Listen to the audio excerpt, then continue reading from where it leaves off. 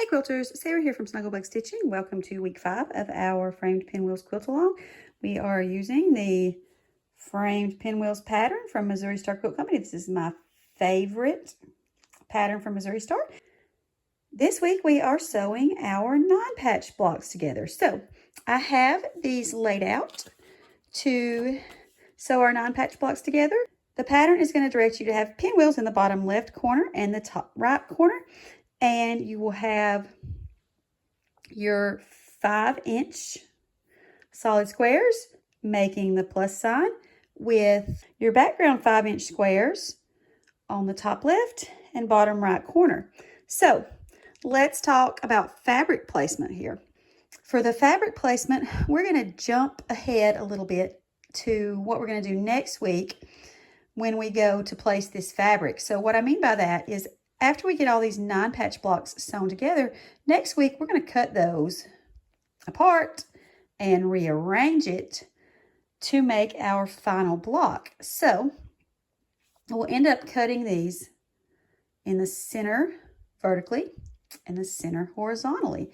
So we need to think about that when we do our fabric placement. So this piece right here in the center is going to be the piece that gets cut up the most. So I didn't put this green piece here in the center because it's my piece that has the largest scale print. And I don't want that in the center because it won't be as recognizable when it's cut into 4 quadrants. Whereas like this, it's just going to be cut into halves, and we'll have some long pieces to where you can see that a little bit better.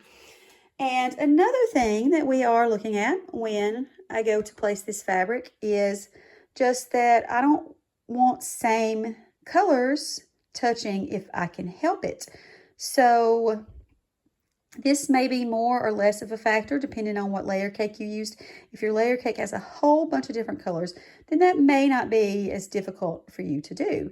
So one thing that helps me, I do enjoy at times just kind of have some organic piecing, just kind of throw things together as I go. But for this one, since I was worried about not having same color fabrics touching, I went ahead and had those organized together from the start. So I went ahead before I start making these 9 patches and grouped these. So each group will have 5 solid foreground pieces, 2 background pieces, and 2 pinwheels.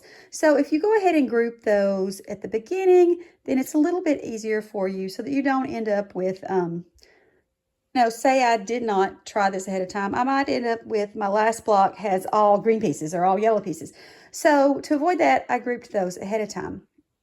And the next thing we're going to do is we're going to sew these together, and we will chain piece these. So I'm going to show you a demo for chain piecing. I do have my pieces set up in the order that they're going to go, ready to go off to the left of my station. You saw that in the other video. So first thing we're going to do is we're going to sew piece 1 and 2 from row 1 together.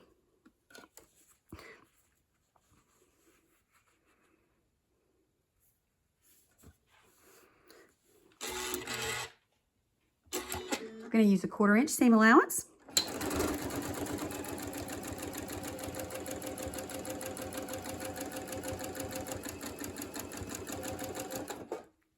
Now that piece 1 and 2 from row 1 are sewn together, I'm going to take piece 1 and 2 from row 2. And I am not going to cut that connection. I'm just going to feed it through. 1/4-inch seam allowance like before.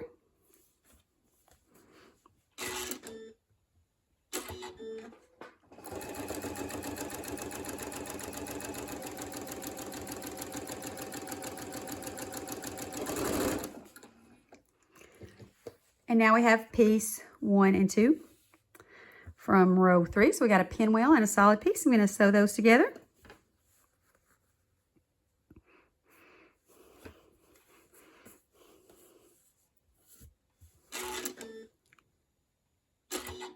Quarter-inch seam allowance.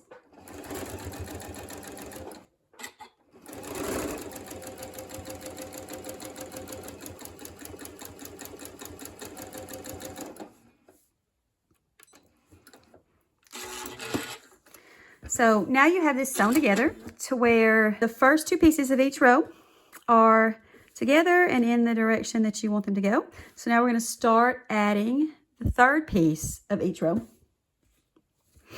And we'll do the same thing. We'll chain piece it.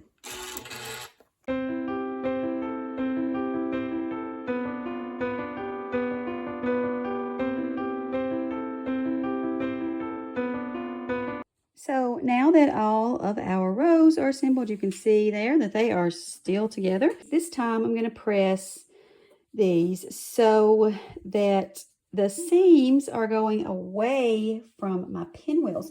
So I will press this so that we have the bottom row.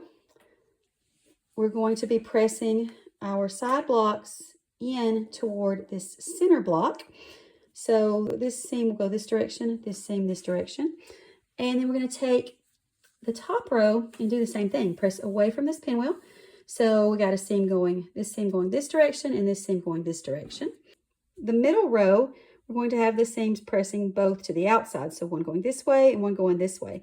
And that is going to make it so that our seams nest, and it's also going to make it so that we have an easier time keeping an eye on this little junction right here to make sure, or at least make it easier for us to not cut off this point of the pinwheel. So this block is all pressed, and let's just take a close-up of those seams. You can see that I am pressing away from the pinwheels here, and also both of these seams in that top row there are going in towards that center block. And middle row, we got our seams going out, and bottom row seams going in, and that's going to make that so that when we sew these together, they nest. They also, since they are pressed away from the pinwheel, it's also going to cut down on bulk, and it's going to make it so that we can see this cross of the stitch lines. So where these two stitch lines cross, we can see that, and that's what we're going to aim for, kind of just like we did when we made the pinwheels. We're going to aim for that, aim for sewing right through that, so that we can keep our points in our pinwheels. So if we sew this together right there, we can keep that nice point in our pinwheel. So we're going to keep these connected, and we're going to just sew these together, kind of sew down one row and then sew down this next row. And whether or not you want to cut these apart when you sew this seam together is really just going to depend on if it gets on your nerves. I typically leave them sewn together for as long as possible, and if I feel like that's going to get in my way, I'll just cut them apart right before I sew it, and that makes it so that the block stays in order the way I want it. So let's just run over to the sewing machine and I will sew these together. So I'm going to start that first seam so that this pinwheel, or a pinwheel, is on top. So I'm going to flip that over like this, and I'm going to have that on top like that so that I can see this place where my stitch lines cross. And I am aiming for that intersection where they cross, just like I did when I was making my pinwheels. And just to give me a little bit more leeway, I'm going to cut this little seam apart.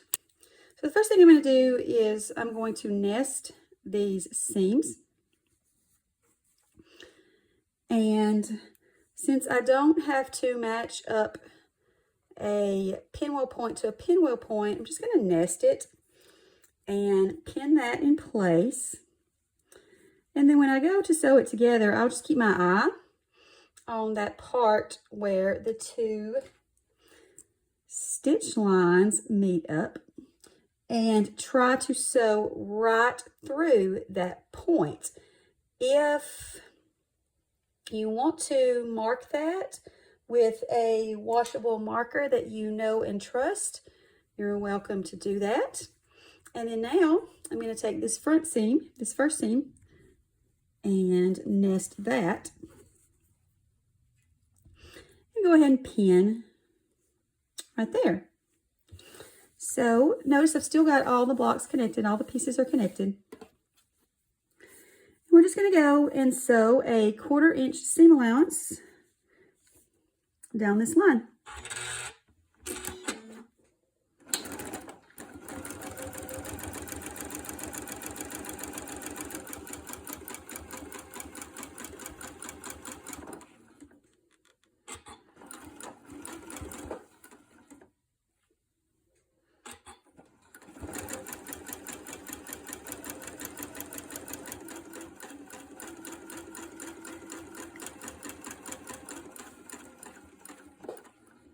So now that I am close to this intersection, I'm going to slow down, and remember, I'm keeping my eye on that place where the two stitch lines meet up.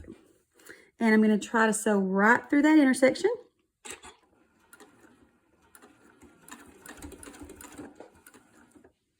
And now that we're sewn through that intersection, we can just kind of go a little bit faster and finish this seam.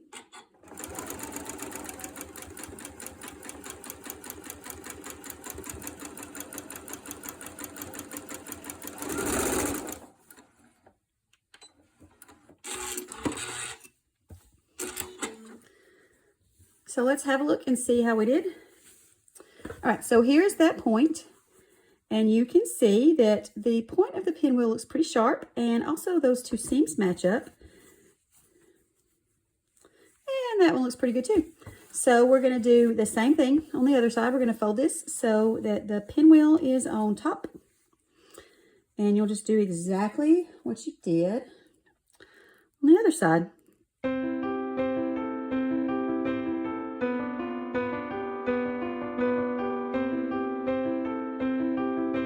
Okay, my 9 patches finished. Those two seams look pretty good. Nice sharp pinwheel point here. And that seam matches up. Now, I'm going to be honest, and you may not like this, may want to throw something at me for this, but this seam right here, these cross-section seams on this one, this is kind of the point where you no longer can predict if the way you're pressing this is the way that's going to make the seams match up for when we cut these apart, rearrange the block, resew the block, and then go and sew those blocks together. So at this point, just press however you want to. I like to press away from the pinwheels just because that does take care of some bulk. You can also press these cross-section seams open, whatever you want to do with those seams.